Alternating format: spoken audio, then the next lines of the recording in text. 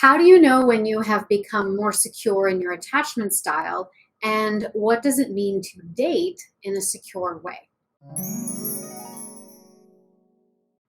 So, learning how to conceptualize and embody a more, let's say, secure way of being can require imagining something that may be pretty hard to fathom at first. Okay. So, let's just start with a basic definition.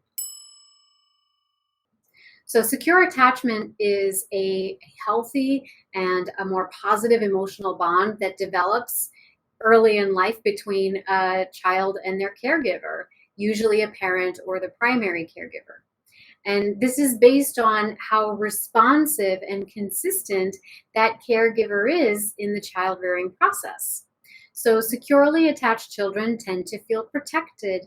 They feel comforted and safe with their caregivers. They're usually able to explore the world around them, to express curiosity and express themselves with a certain measure of confidence and self esteem.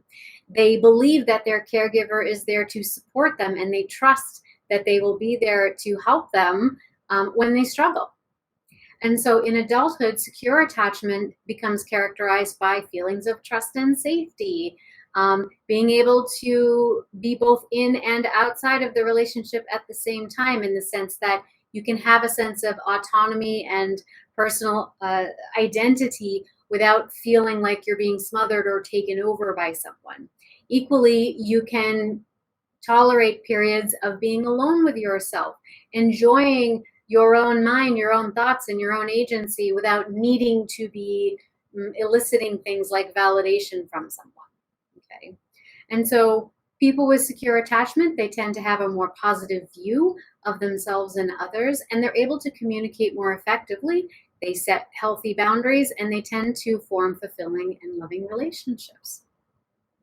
And so if we experience insecure attachment instead, as opposed to being securely attached, then yes, this can affect the way that we show up in our dating lives. Okay, so if you're not secure, then you might feel more fearful or anxious or avoidant. You may find yourself constantly falling for the wrong people or getting stuck in unhealthy relationship patterns. Now, it's important to remember that these struggles can occur to varying degrees based on the individual and based on what your attachment style may be. But when we experience difficult things like this, it can lead to developing some pretty specific and predictable beliefs about the possibilities for love in the world, as well as how lovable we feel. And this is surprisingly predictable based on attachment style. So, for example, people who have more of an anxious attachment style may think, I have to work hard to have a functional relationship. If I stop trying or initiating, nothing happens or would ever get done. If I'm not earning love, then it's not true love.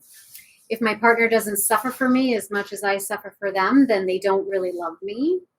I'll never find love unless I fix myself first, like lose weight, find a better paying job, and so on. I'll always love my partners more than they love me. I'm not allowed to have needs or desires in a relationship because they're just a burden to my partner and it pushes them away. Now, people with avoidant attachment, I call these folks rolling stones, they tend to have beliefs like you can have a good career or you can have a loving partner and family, but you can't have both. I always attract partners that need me more than I do them, and then I feel guilty or like I'm the bad guy. I'm not allowed to have privacy because my partner thinks I'm cheating on them. My partner acts generous, but it's more like they're obligating me to reciprocate. Long-term relationships never work. Someone always ends up miserable and leaving or cheating in the end. Then we have folks who have disorganized, sometimes called fearfully avoidant attachment. I call these folks spice of lifers. And they tend to believe I'll never find love because I'm too messed up. I can go from head over heels to finding my partner revolting from one day to the next. My partners always leave me because I take things too personally and they feel like they're walking on eggshells around me. If a partner's too nice, it's either because they're being fake or they feel guilty for having done something wrong. Relationships are power dynamics. If you're not on the top, you're on the bottom, and I'm a survivor. Relationships freak me out because I never know what's appropriate or inappropriate. I fall too fast and then I get scared and have to bail. If someone loves me, I can't help thinking there's got to be something wrong with them. The other shoe will eventually drop, and it's better for me to leave them before they leave me. And let me know in the comments if any of these sound familiar. Now, I just want to emphasize that none of these things are true. None of these things are true. You can experience loving relationships with secure and generous partners. And so, what does a secure relationship look like?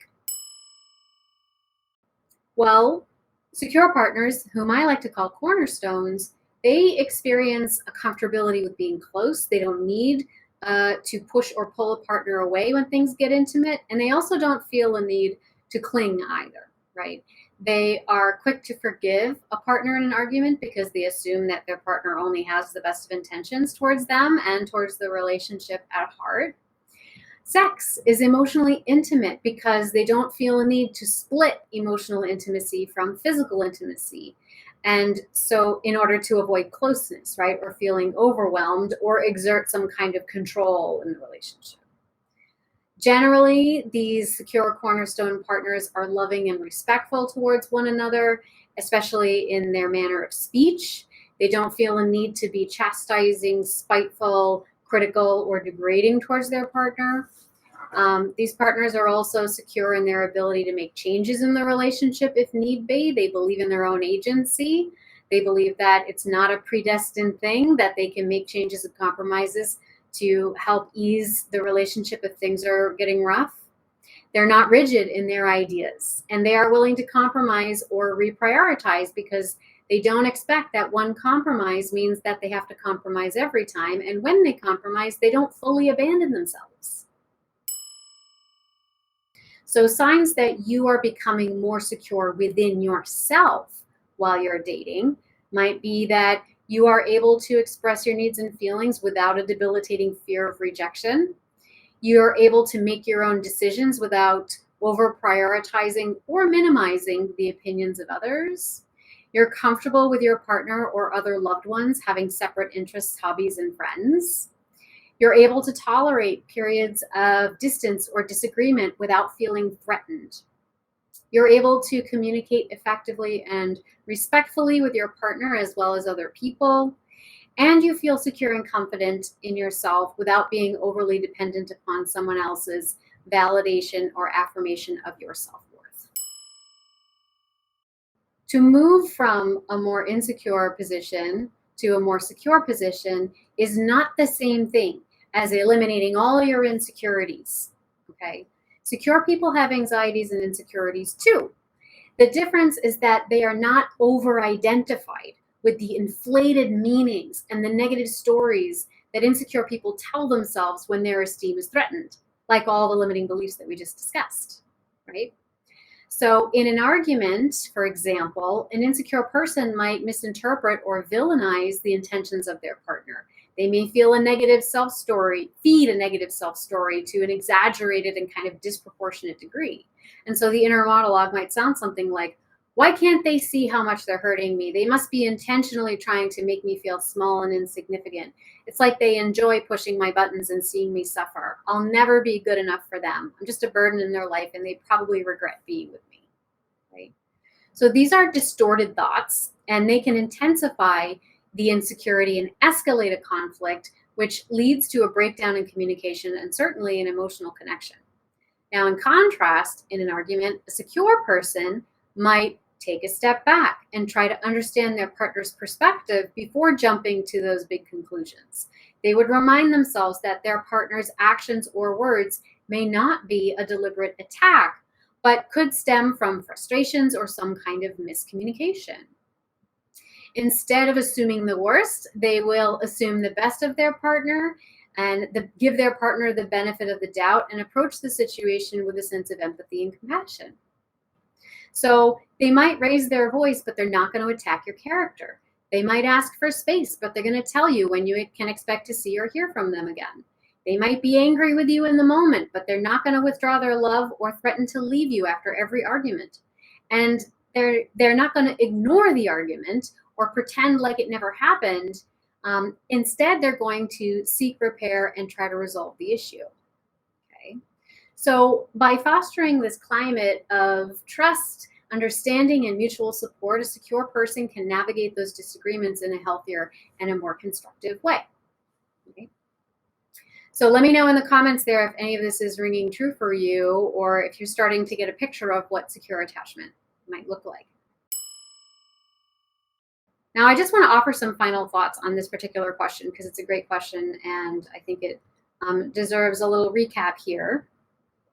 I want you to just remember that the journey towards secure attachment and dating in a secure way is a process that requires self-reflection, self-awareness, and intentionally engaging with personal growth. So it starts with recognizing that when you feel insecure and it really means that you are having a genuine desire for more, right? More comfort, more clarity, more connection, and more fulfillment in your relationships. And so as you embark on that journey for more, remember to be patient with yourself, kind, give yourself a little grace. Okay. It's normal to encounter challenges and setbacks along the way. The important thing is to remember that you want to remain committed to your growth process. Also, to seek out support and resources that aid you in developing that secure attachment. Remember, learning to meet your own needs includes accessing supportive people, right? Finding people to connect to. And I 100% believe that you have the power to create those healthy relationships by embracing your own self-worth, communicating effectively, setting those boundaries, and choosing partners that really align with your values and your priorities, right? Trust the process. Trust the process. Have faith in your own growth. And remember that you do deserve the loving and secure relationships that you desire. Okay. So I hope that that was helpful for you. Let me know in the comments if you are resonating with this content. I take all comments and feedback into consideration when creating more segments like this. Also, remember to subscribe and ring the bell for notifications. I put out videos once a week and I wouldn't want you to miss out.